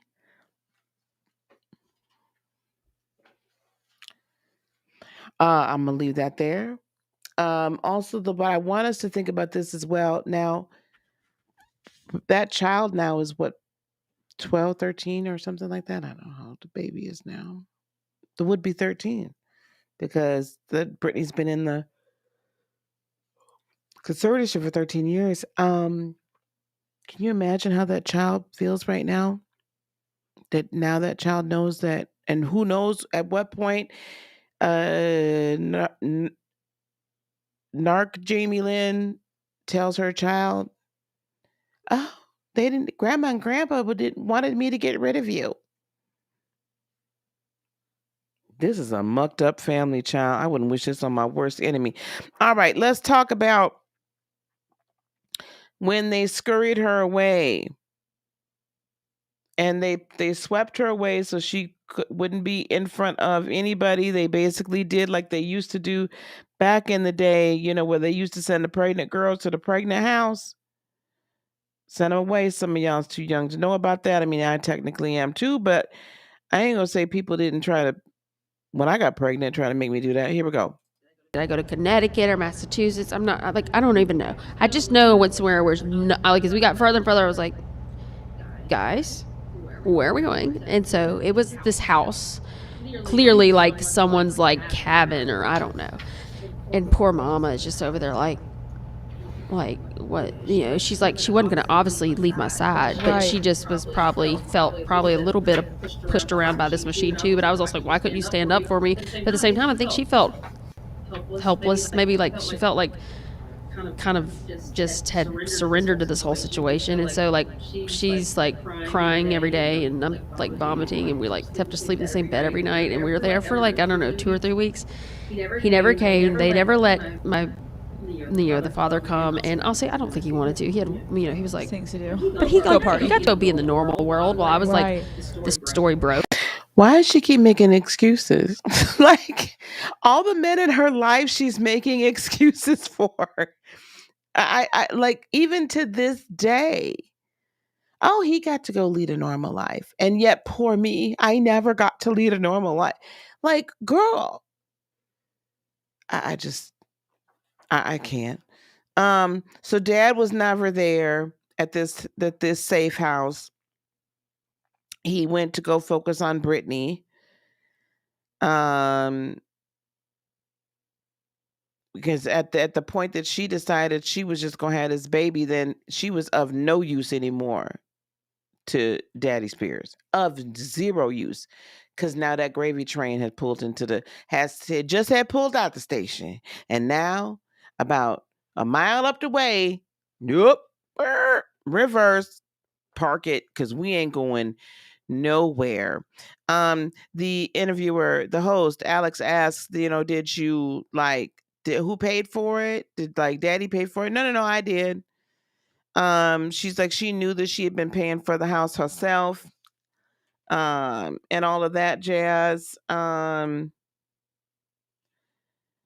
She had sold the pregnancy story to the tabloids, but never once called her sister to tell her.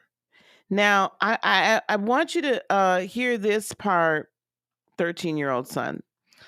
I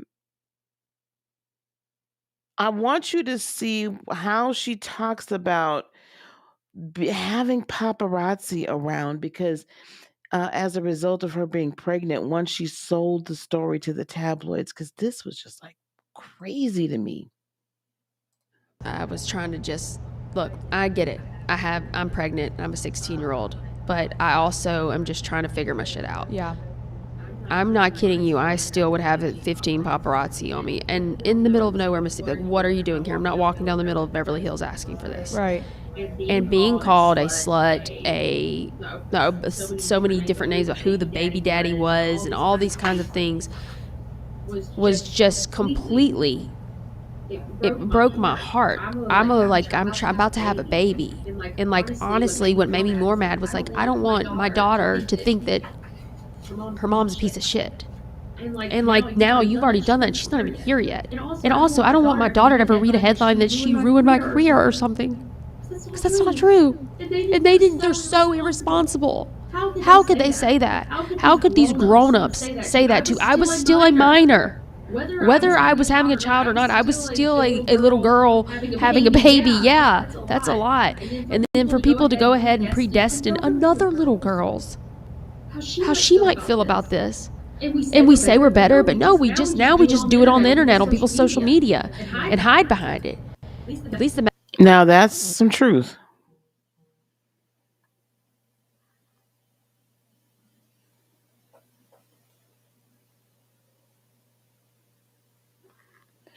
That's some truth. But what I find interesting is that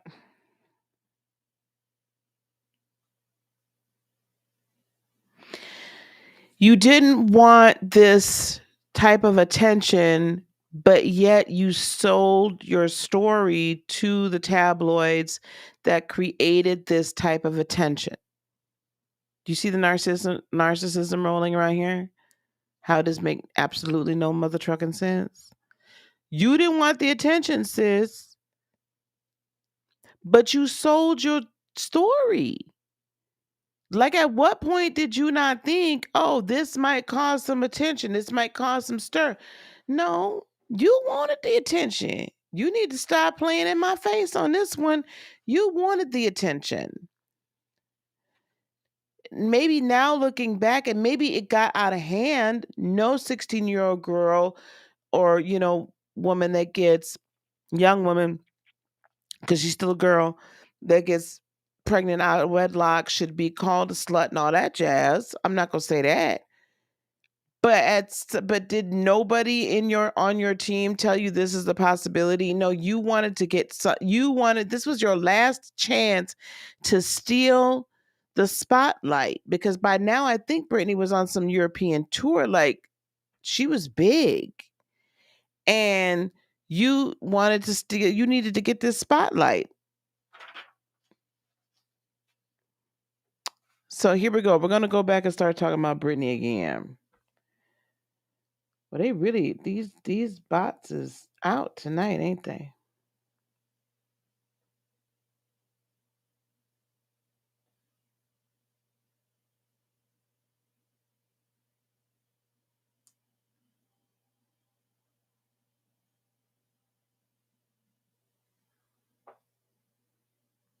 Okay. Sorry, guys. Okay, let's go to why they didn't tell Britney.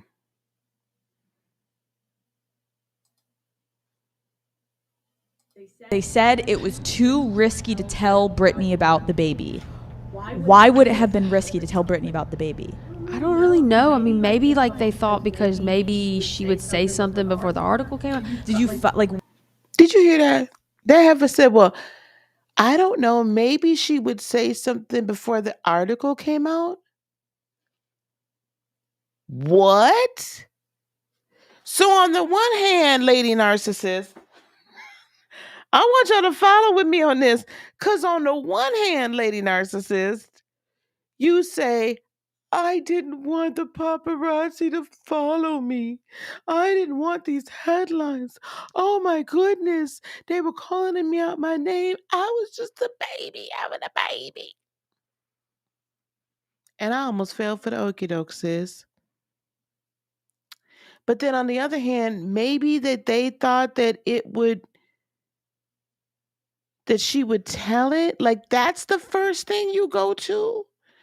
That maybe your sister that she would steal the thunder once again from you. That's what I hear.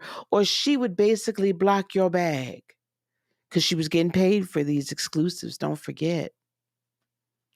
That she'd somehow block your bag because she was just that concerned about blocking your bag. What? What? Nowhere in here is it, I want to talk to my sister. Let's not forget, because we're about to listen to some more. Remember, just about 2, 3, 4 minutes ago, before in this conversation, she said she had burner phones, right? Y'all heard that. I heard that. Y'all heard that, right? She had got burner phones. So here's the rest of this.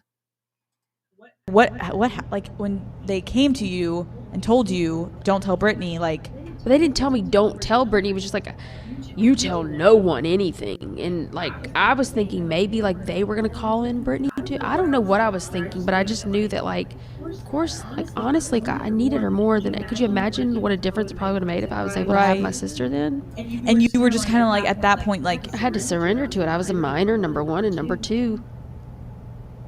Like, what do you think you think they were just thought like she may just like tell it like casually and like I think that Britney was obviously going through her own shit, but I think I was so absorbed in my own shit that I couldn't even think about that. Yeah. What was she going through? And here we go. Oh, I needed my sister. Okay. I'm not going to say that she didn't need her sister. I'm allowing us to lay this foundation for after when part 2 drops, and I'll record it again and we'll talk about it again, hopefully earlier tomorrow. She's laying the foundation, and if you're listening and reading in between the lines, she's telling you exactly why she abandoned her own sister in this conservatorship. She's telling you exactly why she did nothing to help her sister get out of it. She's telling you exactly why she was a party to these alleged crimes, conservator abuse, amongst other things.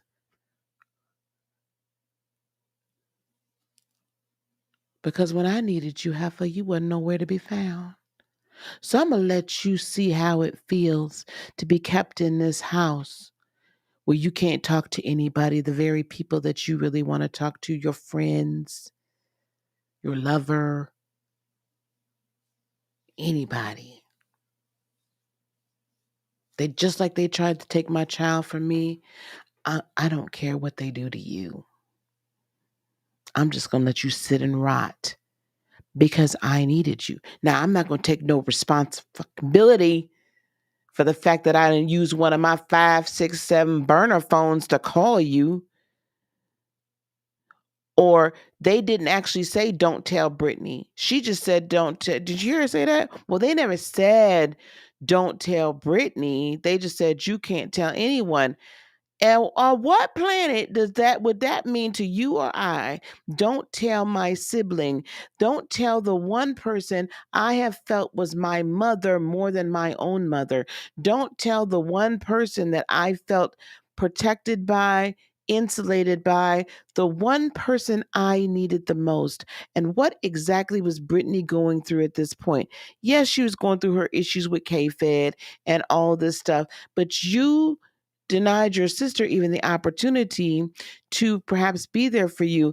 And, she says, what difference would it have made? It could have made a potentially huge difference in my life. It could have made a potentially huge difference in the entire family. You denied her this, and now you want to look back and say, well, I needed you. But I'm telling you, as much as I'm sitting here, this is my humble opinion, allegedly, this is my opinion, that we are listening to right now why this woman allowed her parents and management team, because I'm sure tomorrow we're going to get into the fact that she considers one of the members of this management team to be more like a mother to her than her own mother. Why she allowed them to forcibly make her sister work, travel across state lines to work against her will without any way of saying no. Otherwise, she was going to get the one thing that made her happy, being able to see her children, even if it was just for a little bit of time periodically. She was threatened with that. being put into a mental health facility, if you want to call it that, for 4 months, where out of Britney's own mouth, she tried to contact her sister to get help, and her sister ignored her. Ignored her. And Britney mentions the unspeakable things that happened to her in that facility. This is why I have a hard time feeling sorry for her. Even when she says I was a minor, number one, and number two, like, you know, but you was grown enough to say I'm gonna keep my baby. There was a song, wasn't that? I'm gonna keep my baby.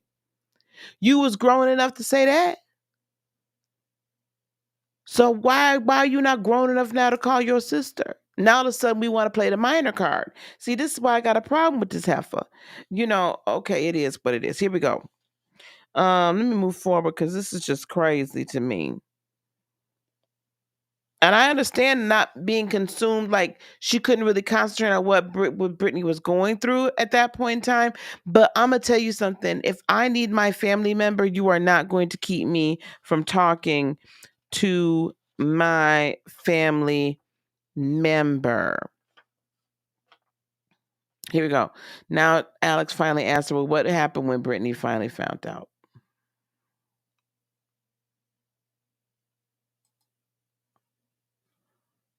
I mean, the deed's already done, so what are they really trying to keep you from him for? You know what I mean? Right. Like, the worst has happened. Like, You're they pregnant. weren't letting her Yeah. Like, speak stop to the trying baby to keep daddy. you away. Yeah. What happened when Britney finally found out? I imagine that, like, no matter what and where or what kind of state of mind that any of us were in, it, like, that's hard. I just can't believe that they wouldn't have made sure she knew. Like, I just can't believe that somebody would have done that. Did you guys ever have a conversation about it? I think that maybe she might forget that I was a kid then, and she might feel like I also didn't tell her. Mm-hmm. So I think at first that was like something that maybe was harmful and hurtful to her. But I was hurting just back because I was kind of pissed off. Like, I want my sister here. Why isn't she coming to save me? But then also not understanding that notwithstanding, she's on the other side of the world. Like, where's my, I was a kid too. So she vacillates back and forth between being a kid when she wants to be considered being a child, but then she ain't a child when she don't want to be considered a child.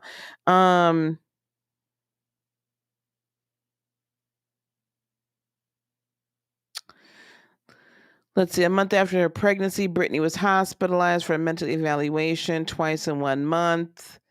So this woman is still asking her, well, what do you think that triggered like Britney's episodes? What do you think there's about? And that's the one thing I've noticed about this book tour that she's going on, is that she's consistently talking about Britney. Like, and first of all, if this book was not about Britney and it was really about you, why don't you tell these people to stop asking you about Britney?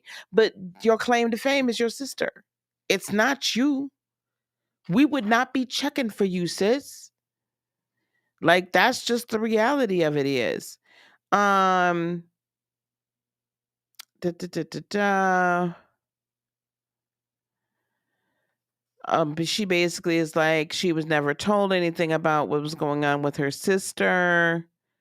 Here we go. Now remember from before, she said, Britney was erratic, and the knife thing, and all of this and that and the third.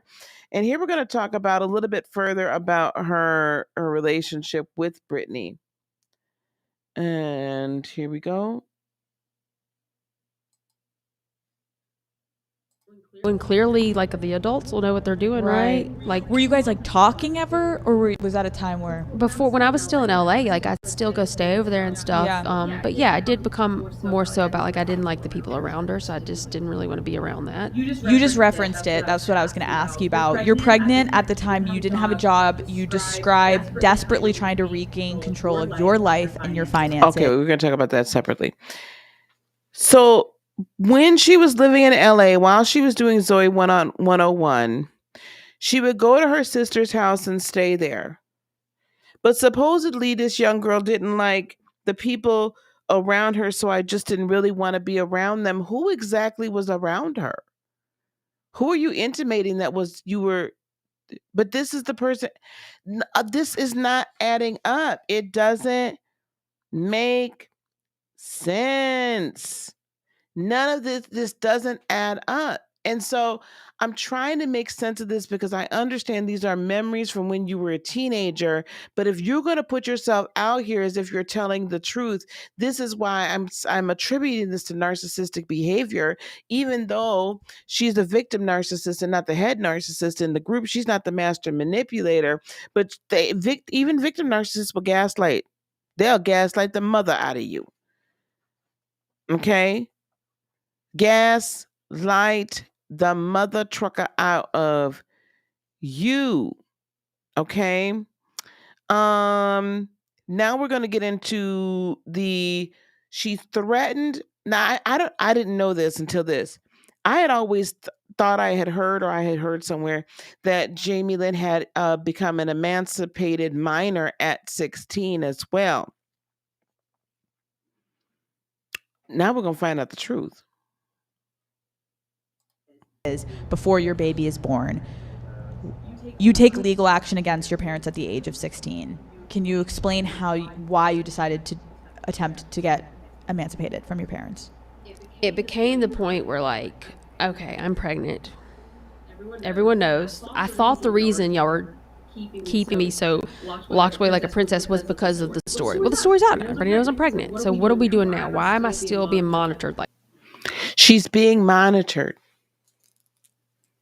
That sounds vaguely familiar. If y'all have seen the Hulu special, I think it was the New York Times, and also the latest Netflix special as well, that I don't think went far enough, to be honest with you, but it was interesting. She's being monitored. Sounds a lot like what they were doing to your sister, doesn't it? So why the heck can't you have any sympathy for what your sister's going through? Why are you why write the book? Why were you posting all on Instagram all this time? Why did you agree to become, now I've heard her say the story, like on the GMA interview, that, oh, well, Britney wanted me to manage her trust. Heifer, she couldn't make any decisions because according to y'all, she was erratic and cuckoo for Cocoa Puffs. And your daddy was the conservator of the estate. So miss me with the lies, Heifer. You can't keep, when you telling lies, you can't keep the story straight. and I would go do that kind of stuff. And then I was able to do like a few other things, but I had to like tell them where I was. I was very much monitored. So and when you say tell them, who are you? I would tell my mama, but like my mama would run everything by these people, like I guess my team, whoever they were, and that made me mad too. I was like, Mom, be strong enough, like. So you're getting monitored by these people. Like this is like everyone had to say so, I guess, and what I had to do. And honestly, I'm only hearing it from like my mom, but everyone had to say so in this entire team. Sound familiar? So there's two schools of thought here. Either she's like, well, shoot, that mess happened to me anyway, so it's your turn, sis. She could be very well being that. This happened to me anyway, so I don't feel no type of way. Good luck. But I was smart enough to get out. I was smart enough to be able to pull some cards and be able to do this. I was able to pull some levers and being able to do this. And again, this is definitely, I'm a be on this hill. I feel like the way this little 16-year-old girl outsmarted them, that's why they locked Britney down to the point that they did. Are my options, like legally this is my own money, legally this is my, like I want to have control over it, but I'm having a baby, blah blah blah. And so they actually told me I could be emancipated. So then what I did is finally decided the day I was going to serve them with these papers.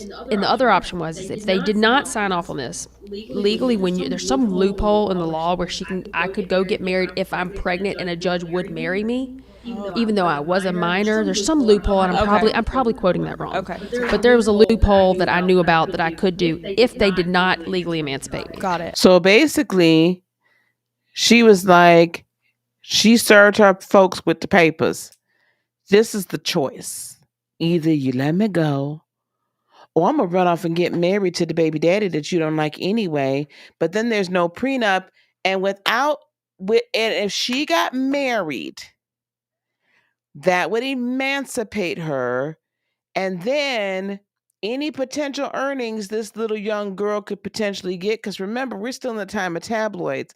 They were figuring they could sell the first pictures of the baby. They were going to try to make some sort of a comeback. All sorts of stuff. They're like, we can salvage this career because Britney is like, whatever. So they figured at some point they were going to be able to control this little girl and still keep the gravy train going, because you got to remember, these parents ain't used to making money on their own. Their money is made as a result of their children being child stars. One's grown up. We at least got 2 more years with this one, even though she mucked up and went off in here and then had this darn baby. But she wanted to be free. So she found her way out. Here we go. But by doing that would mean that I would have no prenup or anything to protect myself. At the end of the day, my mom was basically like, and my family at that point, like, look, we're not going to let her, what she's worked hard since a young age to create, be at risk. So if we can just come to a compromise of, you go do whatever it is that you need to do and live your life. If things go horribly wrong, we still, as parents, we can step in, and that's what we ended on. So I never had to officially emancipate them, but I did that day. I just loaded. So she loaded up her stuff and left. Do you think, because I do, that perhaps still in her mind right now, she's like, I was smarter than you, Britt. I didn't let them do this to me. I was smarter than you. And since you could not outsmart them, that's it. That's all.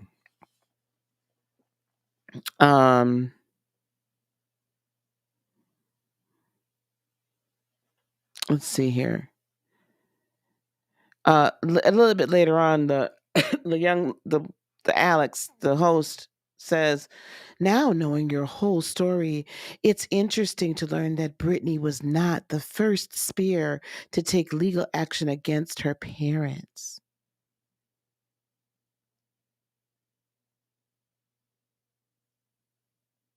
Right? Let's play that because this is interesting to me. Let's just continue right here. Loaded up on my shit and left. Did you feel after that though, like, did you actually regain control of your finances? Like when you were asking them, yeah. Did it start to, it clicked? Yeah, and I was not somebody who was like, I just want to go spend all my money. I very much was like, look, these are the things I'm trying to do. Right. Please guide me the right way to do it. I wanted to buy a home. Who was she asking to guide her? We'll find that out.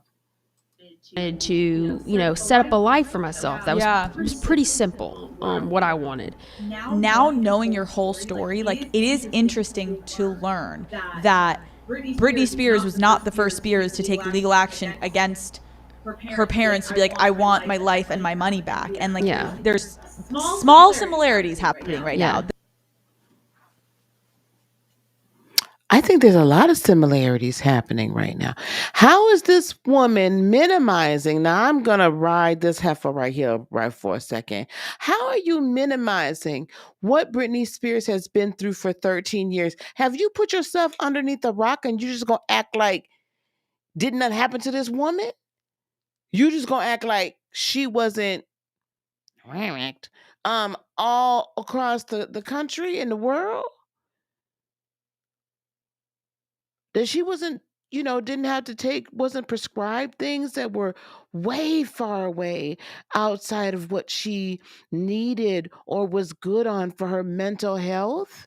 Are you really gonna, small similarities.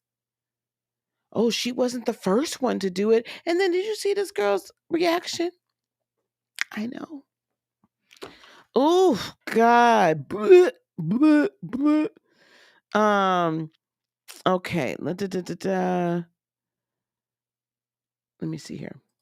The fact that you're like, I don't know who made those decisions for me. I don't know what, like this whole other universe on the phone or something, right. And then they're dictating your entire life. You actually were like, okay, fuck this. I gotta stand up for myself. You give birth in June of 2008, but at this point, like, you don't have a job. Like, the OK Magazine check would only go so far.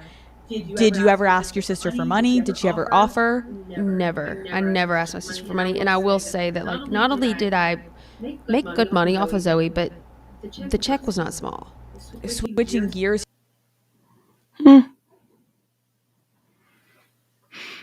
Why is this host asking her, did her sister ever offer her money? Why? Why? Is this not problematic? I mean, I see a problem with it. Do y'all see a problem with that?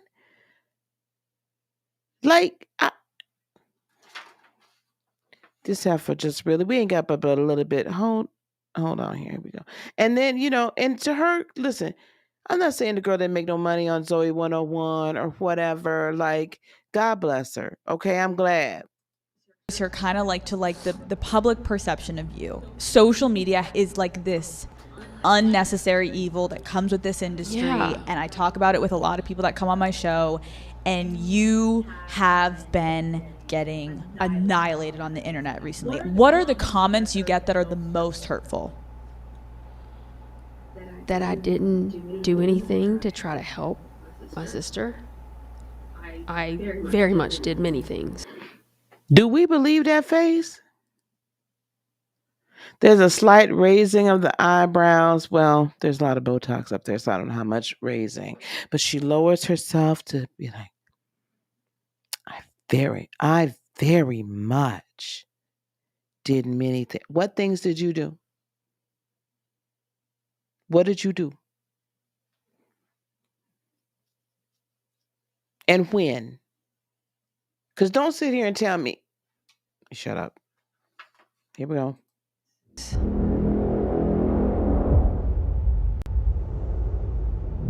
February 1st, 2008, your father files for conservatorship over your sister. Why did you not speak out on social media? Your father struggled to parent. What qualified him to be a fake? When did you come to realize that this conservatorship was infringing on Britney's rights? You were involved in the conservatorship. Wrong. Never involved in the conservatorship.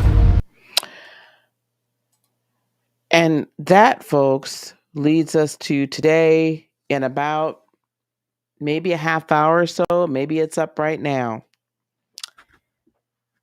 Part 2, where is she gonna tell the lies? Because that there was a bold-faced lie. Right then and there. So I'm gonna sum up. You guys, we've been together for a hot minute. I'm going to sum up where we're at with this now, what I'm looking at. This, if you go, and again, the link is in the description box below to the entire interview. You can now watch it actually on Spotify or listen to it. And then part 2 will be tomorrow, and we will discuss that tomorrow. You watch this and you listen to this, you are seeing how a sibling is turned into a useful tool within the narcissistic biome of the family structure. She didn't steal it. She came by this because this is how she was raised. And I still say there's a part of her that felt like these 13 years were get back. And I don't think that she ever in a million years thought that that this woman was going to get out of it. I know the rest of her family didn't think that Britney was ever going to get out this conservatorship. Oh, child, we finna wrap it up. How you doing, Allie? We fixing to wrap it up. We've been talking about this JAIMIE Lynn part 1 of the Call Her Daddy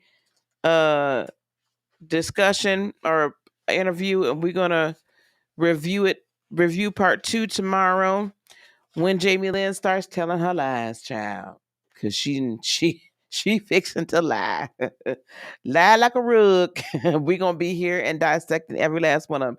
So y'all, I got to, child, it's 11:28 p.m. here. Thank you for hanging with me this long. We'll start earlier tomorrow, and where we will dissect this interview from not only just a spiritual healer's perspective, but also just from common sense, okay? Just from a common sense, a woman of a certain age. And if there is any other folks that are out here in the public that you wish for me to kind of dissect and go through their situations, I'm thinking about talking about Meghan and Harry just because I'm noticing that Harry has begun to take on a lot of those narcissistic traits from Meghan. You know, there's a few other things, and we're not done talking about the Cardi B Tasha K case. I'm just waiting for some more things to happen in that, and then we'll revisit that. But if there's any other things that are going on in pop culture that you want me to talk about from a spiritual healer's perspective, just, put it in the comments, or shoot me an email, admin@heartofinspiration.net, and feel free. I want you all to understand that you don't have to just not be in tune with anything going on in the world and to be spiritual and to be effective. But we see these things happening, and what we should be doing is analyzing this so that when we're helping others or even in our own family dynamic, maybe we can see how we can be effective and not have to continue to suffer the toxicity, right? And then as we're stepping into being healers, if that's what you wish to do, then step into that, right? And you can see how these things play out and how one can be raised. I almost used that G word, raised to be a narcissist. All right, but I'm gonna get the heck out of here, y'all. Peace, love, blessings, and joy be unto you today, tomorrow, and for all eternity. I love you guys so much. Namaste. Bye-bye.